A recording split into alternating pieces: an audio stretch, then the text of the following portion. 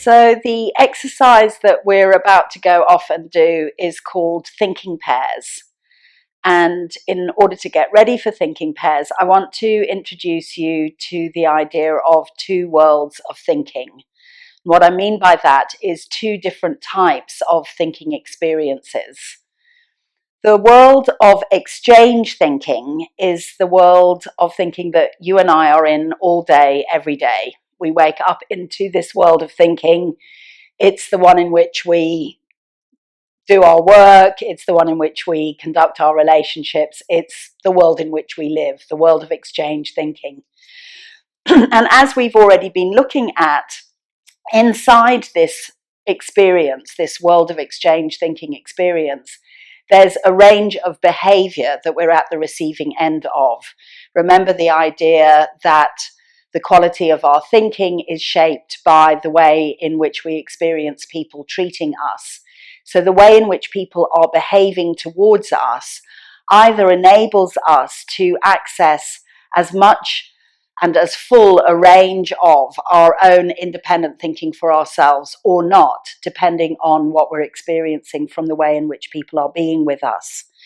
So there's ways in which people can treat us that can have a really dismantling impact on the quality of our thinking and on our ability to be able to think and express what we want to say. And that kind of behavior ranges from interruption, which is incredibly common and gets in the way of our being able to keep going with our thinking. If people shout at us, if they humiliate us, if they ignore us, if they dismiss us, if they're distracted when they're around us, all of that kind of behavior will have a negative impact on our ability to be able to express ourselves and generate what it is that we're thinking about and get to the point that we're trying to make in conversations and in exchanges with people. And then there is, of course, much better behavior, much more welcoming and encouraging behavior.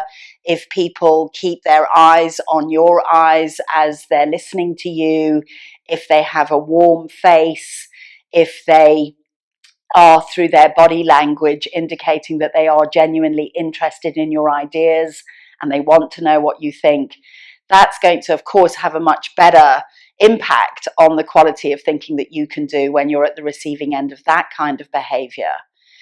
But the thing about the world of exchange thinking is that whether or not you're at the receiving end of this kind of behavior or the much better, more encouraging kind of behavior, the person that's listening to you in the world of exchange is listening to reply.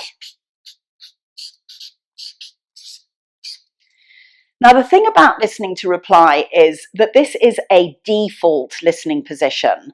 It's not that you and I wake up in the morning and think, I think today I'm going to do some listening to reply. No, we just get up and we start listening to reply. I think it's because from the moment that we get here, we get responded to because of the way in which we ourselves are articulating ourselves, right from when we're babies and we first smile or giggle, and as that goes on, when we make sounds and we start to say words and then we start to string words together, we get responded to and we hopefully get approved of for the reply that we're giving to life. And so that's how we get attention. And as we go into the educational system, we get graded for the replies that we give, and we either succeed or fail depending on the quality of the reply that we're giving. So it's not surprising that a lot of our attention is on what we're going to say when it's our turn to speak. So much so that when we're listening to someone, this sets up a competition as to what it is that we're actually listening to. We're trying to listen to what a person is saying, but at the same time as listening to what they're saying to us, we're also listening to what we think about their thinking, and we're getting ready with our response to it. Most of us will have had some kind of an experience at some point in our childhood where we got called upon for a reply and we didn't know what to say, and it wasn't a good experience. And we more or less decided in that moment, that's never going to happen to me again. And we started to get ready with our reply. So much so that, in fact, when we're listening to others, a lot of what we're actually listening to is our reply to what they're saying. And I think that the source of interruption in life is generated because of this competition. There's so much replying going on inside us that it starts to come out of us before the other person is in fact done with what they were saying, in the form of finishing each other's sentences or some other kind of interruption. So what we're going to do in this next exercise is we're going to practice switching our listening position.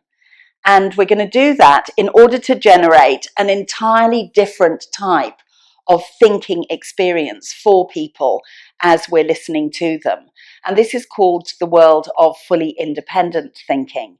And in order to create the world of fully independent thinking for people, when we're the listener, we have to decide, and it's a conscious decision that we need to make, to switch our listening position from this already, always automatic listening position that we have of listening to reply. We need to decide to switch it. And the one that we're going to switch it to is what I would call listening to ignite.